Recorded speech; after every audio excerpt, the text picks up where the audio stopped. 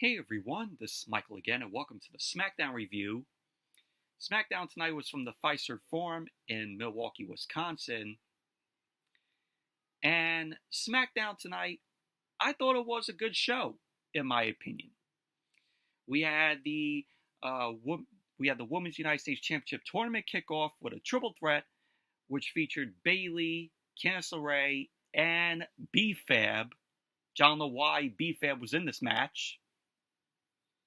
You had the United States Championship on the line where LA Knight defended the title against Berto of Legado del Fantasma.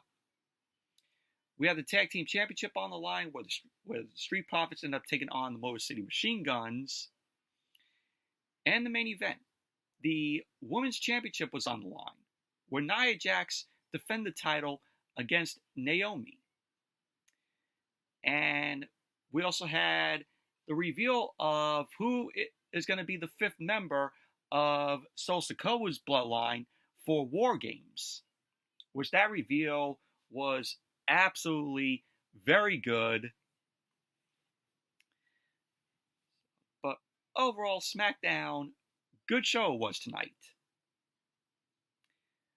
But before I get into the review, if you guys haven't checked out my previous video that I uploaded earlier today, did a movie review of Purple Hearts from 1984, which starred Ken Wall and Cheryl Ladd. So if you guys haven't checked out my review of that, definitely give it a watch. But I thought the film was just okay, just for a one-time watch. I didn't hate the film, but check out my review of it if you guys haven't seen it.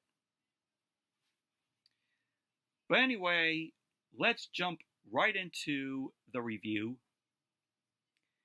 SmackDown opened up tonight with the undisputed WWE Champion, Cody Rhodes. Cody Rhodes ended up coming out, got a big reaction from the crowd there in Milwaukee. Everyone did the whoa, of course. So Cody was in the ring. He got a mic in hand.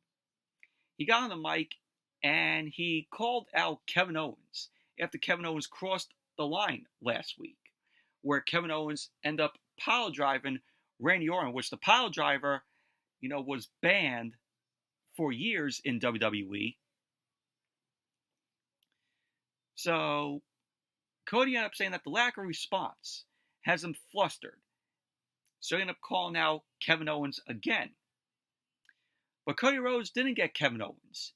He got SmackDown General Manager Nick Aldis. So Nick Aldis ended up coming out. He got on the mic. He ended up saying that he understands the anger from Cody Rhodes, talking about the damage that Orton took last week after being away for so many months. Nick Aldis ended up saying that he also acknowledges the hazard involved in the use of a pile driver last week. He ended up saying that it was banned, the pile driver was banned to keep our generation from being stuck in wheelchairs 20 years down the line. And I'm like, well, AEW uses pile drivers. We see pile drivers being used there. So Nick Aldis ended up telling Cody Rhodes that the line Kevin Owens crossed means that he cannot be allowed to be in the arena. But Cody ended up telling Nick Aldis to let him handle this. He ended up calling Owens indignant, among other things. So Nick Aldis ended up telling Cody, this is not about money. This is about the roster, knowing that he knows that if you give them an inch, they will take a mile. He ended up saying that he can't let the inmates run the asylum. So Aldis ended up saying that this situation with Kevin Owens must be resolved internally. So Cody ended up saying to Nick Aldis that he can't stand the phrasing here. He ended up saying that he understands where Nick Aldis is coming from. He ended up saying that Nick Aldis is still a wrestler. So Cody was like to Nick Aldis, put yourself in my shoes. He ended up saying, imagine being the one to tell Orton's family he's the one being blamed for what happened. So Cody then ended up talking about Orton giving him respect backstage at WrestleMania 40 and how much it means to him to get this situation resolved. So Cody ended up saying that if he can't get this handled in the ring, what do you expect him to do? Cody ended up saying that he knows Nick doesn't want him handling things outside the ring, and that the ball is in Nick Aldis' court. Cody ended up saying that he won't be waiting very long. So Cody then dropped the mic, he headed up the ramp, he stared Nick Aldis down, and that was basically that. But overall, I thought this was a good opening to SmackDown here. You know, Cody Rhodes calling out Kevin Owens, Nick Aldis, coming out, and Nick Aldis ended up saying that this situation has to be resolved eternally. But overall, good opening to the show tonight. And then we had Jimmy Uso. Jimmy Uso was on his phone. I guess he was talking to Roman Reigns. And he checked in with Jey Uso and Sami Zayn. Jimmy ended up saying that the four of them are going to talk strategy for War Games. Jimmy then pointed out that they still need a fifth member for the match. So Sami ended up telling Jimmy and Jey that he has an idea of who to reach out to. So pretty much that was basically that. And then we had the first match of the night. We had the Women's United States Championship tournament kickoff with a triple threat match. And it was Bayley versus Candice LeRae versus B-Fab. And I'm like, what is B-Fab doing in this tournament? But surprisingly, B-Fab, she did, pretty decent in this match. And this was a decent triple threat match to kick off the tournament for the Women's United States Championship. And the brackets are pretty much, women who are on SmackDown, which from what I heard, this title is supposedly going to float between both shows, both Raw and SmackDown. But this entire bracket that was revealed are pretty much SmackDown, women from their women's division. So we have tonight Bayley, Candice LeRae, and B-Fab. Next week we're going to see Bianca Belair, Chelsea Green, and Blair Davenport going at it, which obviously we all know Chelsea Green is going to win that match. Then the following week we're going to get Jade Cargill versus Michin versus Piper Niven. And then the week after that, we're going to see Naomi, Tiffany Stratton, and Elektra Lopez. And the final match of the tournament is going to culminate at Saturday night's main event. So at Saturday night's main event, we're going to crown a new Women's United States Champion, which my pick is going to be Chelsea Green. I think Chelsea Green is going to be the first person to win the Women's United States Championship. So that's my pick. But the match got underway. We had Candice LeRae end up going after Bayley. Candice ended up sending Bayley out of the ring with a drop kick. B-Fab ended up delivering some strikes and a body slam. So we had B-Fab ended up delivering some punches on Candice LeRae. So Candice LeRae ended up fighting back. She ended up taking B-Fab down to the canvas. B-Fab then came back and delivered a thrust kick to Candice LeRae. So we had Bayley end up catching B-Fab on the ropes as Candice LeRae ended up attacking from behind. B-Fab then ended up taking both Bayley and Candice down with a double clothesline. So then SmackDown went to commercial, which went to the picture-in-picture. Then when SmackDown came back from the commercial, B-Fab and Bayley were back to their feet. Both B-Fab and Bayley ended up going after Candice LeRae, and it led to all three of them down on the canvas. Candice ended up getting back to her feet. She ended up taking Bayley down, and she ended up going for the cover, to which Bayley ended up kicking out. She then ended up rushing over to B-Fab for the cover, but B-Fab kicked out as well. Candice headed to the turnbuckle, but then she was intercepted by B-Fab, who was shoved down to the canvas.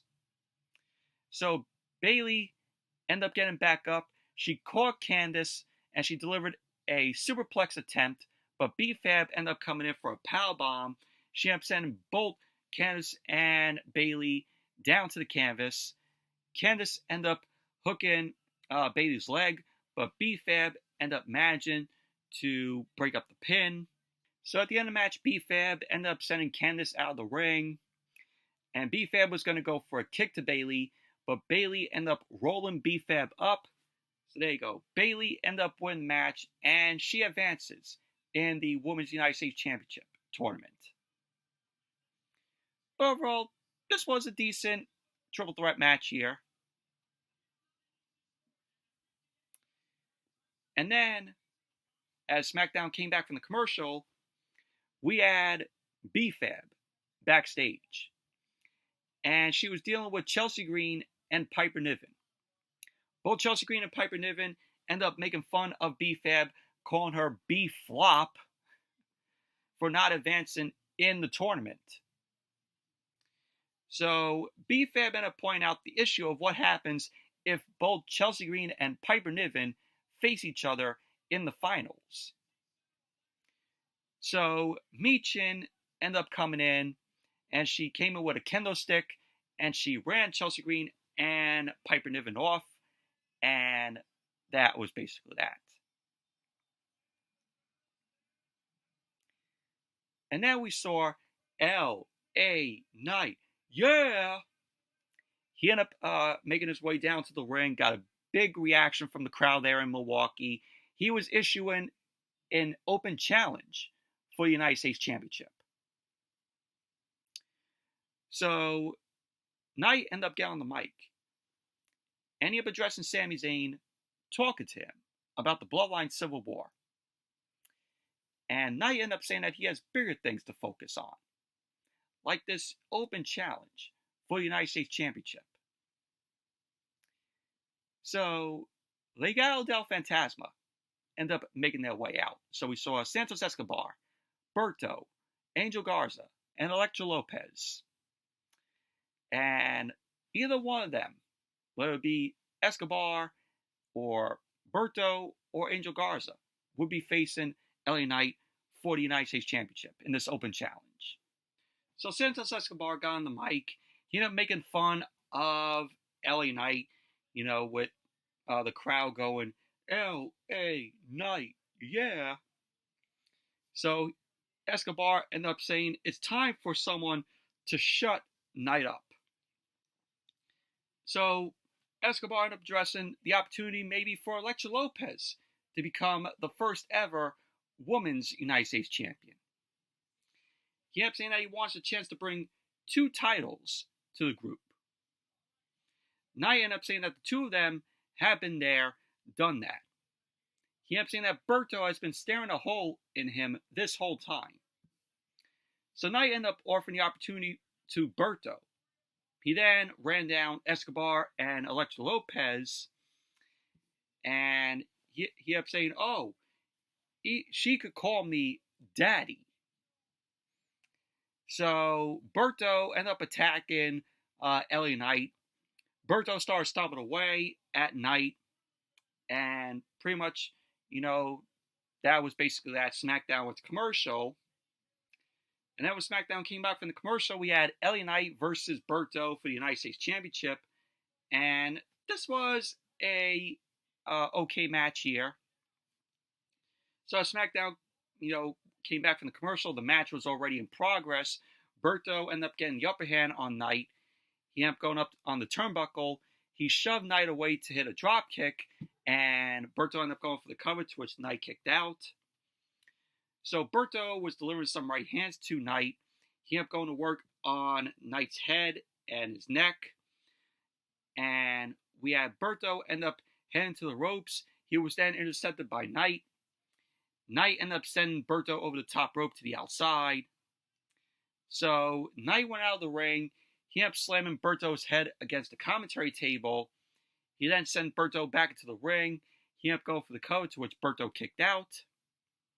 So Berto ended up fighting back for O'Connor roll for a 2 count because Knight ended up kicking out. Berto ended up going up top, and he delivered a moonsault, but Knight ended up blocking the moonsault before he ended up hitting a body slam, and then Knight followed it up with an elbow drop, but Berto ended up evading that. So Berto ended up sending Knight into the corner. He set him up on the turnbuckle for a superplex. Knight ended up fighting Berto off. He sent Berto down to the canvas. Knight ended up going up top, and he delivered an elbow drop to Berto. Berto was back to his feet, but we had Knight end up hitting the BFT, the blunt force trauma, to Berto. Knight ended up going for the cover, and there you go. Knight ended up winning the match, retaining the United States Championship. Post-match, we had the return of Shinsuke Nakamura. Shinsuke Nakamura ended up attacking Knight. And Shinsuke Nakamura, he was wearing, this coat, and he had face paint on him, which looked pretty cool. But we haven't seen Nakamura on TV in a while. He's been out with an injury, and he returns as a heel, which is very good. So this is going to be Knight's next opponent for the United States Championship. It's going to be Knight versus Nakamura. Something fresh here. So definitely looking forward to it when it happens. Should be a good match. But overall, it was an okay match between Knight and Berto. So then, as SmackDown came back from the commercial, we saw the Bloodline, the original Bloodline. They were inside Roman Reigns' dressing room. Sami Zayn ended up addressing the fact that they don't have a fifth member. Jay ended up asking Roman if he's made that call. So then, on the TV in the dressing room, Sikoa made his entrance. And I thought this was a pretty cool, little trick to transition to Sikoa and, Jacob Fatu, Tama Tonga, Tonga Loa, making their way down the ramp. So we had Sikoa, Tama Tonga, Tonga Loa, and Jacob Fatu. They were in the ring. Solo ended up raising the mic, and he ended up speaking to the people of Milwaukee. And he told Milwaukee to acknowledge him. So this got boos from the crowd to Sikoa. And then we had Roman Reigns and the original Bloodline end up stepping out to the stage. So this led to a stare down between these two sides. The original Bloodline and the new Bloodline. So the original Bloodline make their way down the ramp. They got on the apron, and they stared down Sikoa and Jacob Fatu, Tama Tonga, Tonga Loa. They then came into the ring, and of course, we had another brawl between these guys. So Tama Tonga and Tonga Loa were sent to the outside. Jimmy Uso ended up hitting a dive, and Jacob Fatu ended up going after both of the Usos on the floor. So we had Sikoa end up setting Sami Zayn up for the Samoan Spike, but Roman Reigns speared Sikoa. So we saw Sami Zayn end up hitting a dive to the outside, and the only two that were in the ring were Roman Reigns and Jacob Fatu. So both guys end up staring each other down in the ring. And then out of nowhere, Bronson Reed blindsided Roman Reigns. And this gave, Jacob Fatu and him to take turns beating down on Roman Reigns. So Bronson Reed is the fifth guy for the new Bloodline. So Sikoa and his guys end up getting the upper hand. They end up laying waste to the Usos and Sami Zayn. We had Bronson Reed ended up going up to the top, and he delivered a tsunami to Jimmy Uso. So Sikoa was yelling at Tonga Loa to get Roman Reigns. But Roman was able to fend him off, and Tonga ended up blindsiding Roman and sent him into the ring. Roman then ended up sending Tonga to the floor with a Superman punch, and he started to fend off of Bronson Reed. Sikoa ended up catching Roman from behind, and he kept Roman down. Jacob Fatu then attacked Roman next. Bronson Reed went up to the top, and he delivered a tsunami. And then security ended up rushing out to break things up. And pretty much that was basically that. But overall, I thought this was, very good here. I like that Bronson Reed is the fifth guy in Sikoa's bloodline. And you all know where this is going to go. This is going to probably lead to Seth Rollins being the fifth guy in, Roman's, bloodline. I think that's going to happen. Even though Seth Rollins says he wants nothing to do with Roman anymore, I have a feeling that Seth Rollins is going to be, the fifth member here. Because, of course, him and Bronson Reed, their feud. So they're going to slide Seth Rollins into the original bloodline here. So as SmackDown came back from the commercial, we saw a video from Kevin Owens. Kevin Owens ended up posting this video on Twitter, on X, on his social media. And he ended up saying about last week with what happened, that he only did his job last week. He ended up saying that he just got a call from Nick Aldis to come to Salt Lake City next week for SmackDown because Cody wants him there. Because Kevin Owens ended up saying that he was turned away from the arena tonight. So Owens ended up saying that he promises he will be there in Salt Lake City, despite feeling that he shouldn't be, because he loves the mountains of Utah, and that he will do what the people want him to do, and that is his job. So you can see that video on Kevin Owens' Twitter page on X. He posted on his Twitter page, so check that out. So then we had the Motor City Machine Guns versus the Street Profits. This was for the Tag Team Championships, and this was decent here.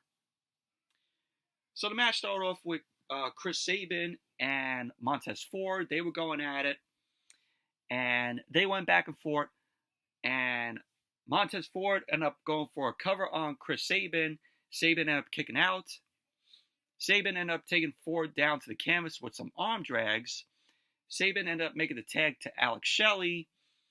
And we had the Motor City Machine Guns ended up double teaming on Montez Ford. Shelley ended up going for the cover, to which Ford kicked out. Alex Shelley ended up trying again to go for the cover. But once again, Ford ended up kicking out. So Montez Ford ended up taking Shelley down with a shoulder tackle, forcing him to the outside. Dawkins then ended up catching Shelley with a pounce. And he pounced Shelley to the commentary table. And that was when SmackDown went to commercial. And then when SmackDown came back from the commercial, we had the Street Profits. Ended up having Shelley in the corner. They were exchanging tags. So the match ended in a no contest because Tommaso Ciampa rushed in. Tommaso Ciampa ended up attacking all three men. And so, post-match, Ciampa continued his attack. Johnny Gargano ended up rushing down there to talk some sense into Ciampa. So Ciampa shoved Gargano, and he headed up the ramp. So we're getting a Tommaso Ciampa, heel turn coming, where we're going to see how Ciampa was in Black and Gold NXT. And how good he was as a heel down there, where the fans ended up hating the hell out of him. He had that no theme music, which that was perfect for him. So we're going to get that Ciampa again. So we had the Motor City Machine Guns end up helping the Profits back up, and we had Ford and Dawkins were frustrated, and I think Dawkins ended up shoving one of the Motor City Machine Guns, and they were coming off. The Profits were coming off with some heel tendencies here, which this is teasing maybe a heel turn for the Street Profits for both of them. But overall, this was, decent for what it was, with Motor City Machine Guns and the Street Profits. I knew that Tommaso Ciampa was going to get involved and, cause this match to go to a no contest. And then we saw Bayley. Bayley was backstage. She had shown some respect to Naomi, for her match against Nia Jax. So then we saw Bianca Belair and Jade Cargill. They came over to Bayley and Naomi, and Bianca and Jade end up offering to help Naomi out if there's any trouble from Io Sky and, Kairi Sane and Dakota Kai, Damage Control. So pretty much that was basically that. And then as SmackDown came back from the commercial, we had the main event. Nia Jax versus Naomi. This is for the Women's Championship, and this was just a very meh match here. We had Nia Jax coming out alongside Tiffany Stratton. So Tiffany Stratton ended up letting Nia Jax head down to the ring, and then she went to the back. So the match got underway. Nia Jax ended up sending Naomi into the corner, and she ended up swinging Naomi around and down to the canvas. Naomi headed into the opposite corner, but she was taken down by Nia Jax. So we had Naomi end up getting back up. She ended up going for a kick to Nia Jax. She then delivered a run splash to Nia Jax. She ended up going for the cover, to which Nia Jax ended up kicking out. So Nia Jax ended up sending Naomi through the ropes to the outside. Naomi imagined to fight back. Nia Jax then took control of the match again.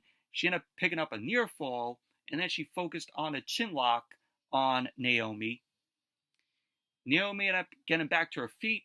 She hit the ropes. She ended up catching Nia Jax with a kick, but Nia Jax ended up dropping Naomi down to the canvas. Naomi was then sent to the ropes. She had imagined to fight back before Nia Jax ended up taking her down. So then SmackDown went to commercial.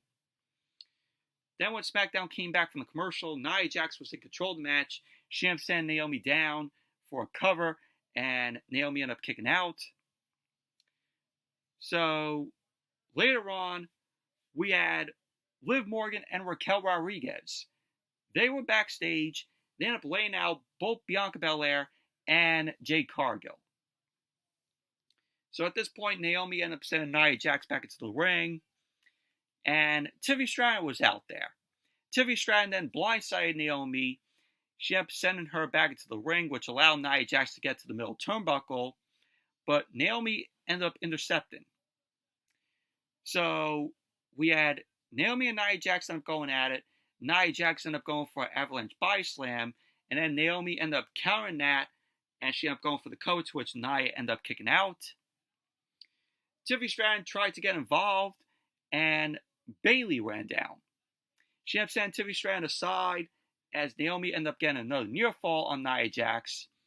And then Naomi ended up delivering a split-legged moonsault, but that was not enough for Nia Jax to, stay down, because if that split-legged moonsault, Naomi ended up going for the cover, and Nia Jax kicked out of that. So Naomi ended up going back up top.